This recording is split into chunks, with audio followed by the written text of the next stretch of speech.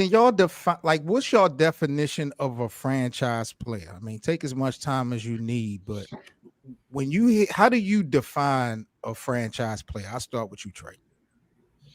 So I think the definition of a franchise player is a player that is going to get the job done. Now, I was about to say likable or can be marketable, but insight is you don't necessarily need that because we all know we heard the conversations in reference to Kobe and how he was a savage and that people didn't like him or how things. So I think you have to be first and foremost a player that stands on their own, and you are like I was watching Swagger on Apple TV the other day. You have to be a 24-hour person at the end state to where you basically have to be who you are. Who you are is who you are, and you stand on that.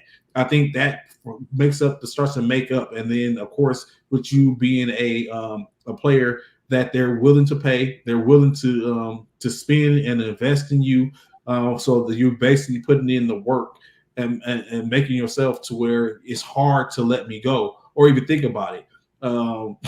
Not just necessarily from a win aspect, just from the person you are. So we think about it.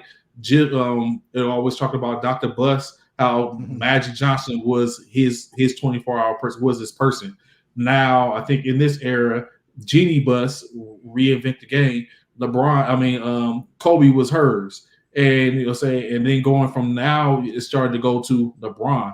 So I think you have to have at least those things before we can even start to get into the conversation of your plan. But definitely, if you add into the fact that you're able to put up the numbers, then that's your franchise player right there. BA, do you have to be the best player on the team to be a franchise player? In most cases, yes. In most cases, what's your actual definition of a franchise player? To me, it's a player that impacts his team 100% of the time that he's on the floor, whether he's making baskets or not. He's still impacting the team, and it is the organization's people's champ. You feel me? The person that's impacting the game, but he's not just impacting the game because he's a really great player, but the city and the fans are behind this player specifically. Period. He's selling jerseys, right? He's on commercials locally, like similar to Damian Lillard, franchise player in Portland. Why? Steph Curry, franchise player in Golden State, even though they had so many other pieces. Because I am the face of the franchise, because I am the people's champ. Everybody, when you mention this team, you mention my name. Can you still have a franchise player by definition on a losing ball club? Yes, I believe so.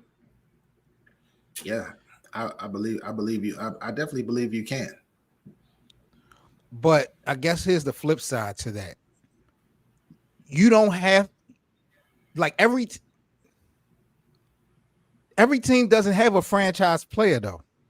That's a fact. Or does they? Or do they? No, they don't. Okay. So we're clear that just because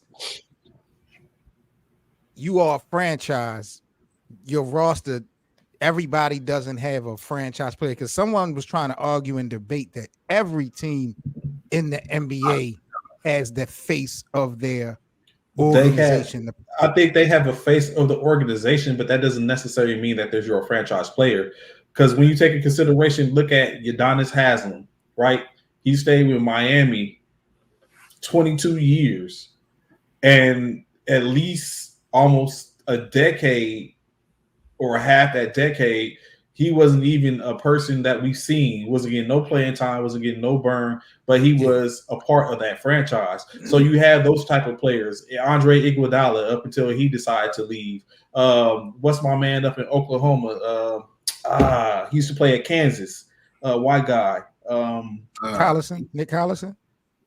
Nick Collison. You know what I'm saying? You have those types that, you know what I'm saying, they've been around the franchise. Hell, Robert Sacre was that dude for whatever reason in LA for a second. So everyone has that person that the franchise values because it's something that they do for the franchise, but they're not the franchise player. They're not the best player on the team, but it's someone that person values. So definitely, you don't have to be the top scorer or the top player in the organization, but you give something to it in which you doesn't necessarily mean you're the franchise player. In which, in terms, every team doesn't have a franchise player. Yeah, look at did Toronto have a franchise player for real? No, not right now. They don't. Definitely right. That's what I was saying. Like the Detroit Pistons, San Antonio, the Pistons, right? Like San Antonio. Don't get me wrong. Now and Pistons they might have. We still don't know yet. The verdict is still out, but there are a whole bunch of organizations that do not, and those are the ones that unfortunately really don't win. You feel me? But to get to what you were saying prior for a quick sec, Bradley Beal was a franchise player, and the Washington wasn't winning, but he was the people's champ though in Washington.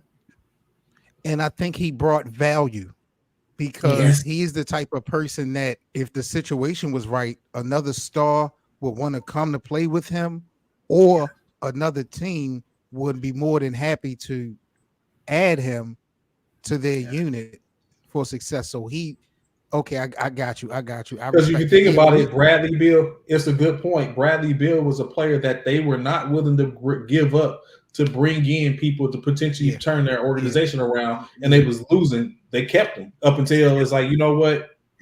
Enough is enough. That's a fact. So there's a lot of different elements when we're talking about defining a franchise player. And like BA said, and I agree 100%, it's not always about just on the basketball court. I think jersey sales, mentions on social media, being that face, I think means a lot. Like even if you are a losing team, you still can have a franchise player depending on who that person is. But every team in the NBA doesn't necessarily have a franchise player. That's a fact. Does Utah have a franchise player? Not anymore. Not since Spider-Man. Yeah, exactly. It's a Spider left. It's a bunch of organizations right now. It's probably a good 10. It's probably a good 10 organizations that don't have a franchise player yet.